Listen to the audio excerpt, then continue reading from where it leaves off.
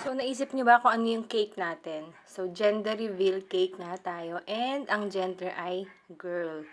So, nakita ninyo, kalahati styro and kalahati or 3/4 styro, 1/4 cake yung ating cake ngayon. So, bali ang size ng dami natin is 10 by 5 and then yung cake natin is 10 by 3. So, yes, gumamit na nga po ako ng styro cutter sa pagkakataon na ito at hindi lang cutter mismo. So, mas madali talaga siya sa buhay kaysa yung mano-mano na cutter.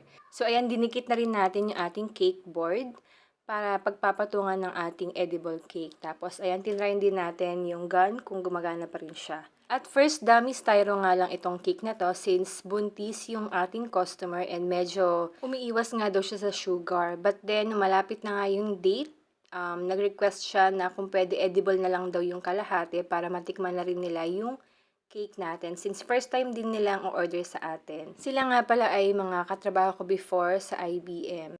Nung napanood nga niya yung ginawa kong money shower cake, so nag-chat kagad sa akin si Cristel na magpapagawa nga siya ng ganito pero instead of money, ay gender reveal nga daw. So gumamit tayo ng cartolina na pink and then sinukat lang natin ng ka-size ng pera. So sa part na to, nagaganas na tayo ng ating edible cake since full fondant nga itong ating ginagawa. And then medyo kinapalan ko na lang yung fondant natin para magpantay yung ganache at saka yung styro. So maikwento ko na din, no? Medyo nag-fail itong ating cake for gender reveal kasi isang beses lang pinindot ni Daddy yung button tapos isang pink na papel lang yung lumabas.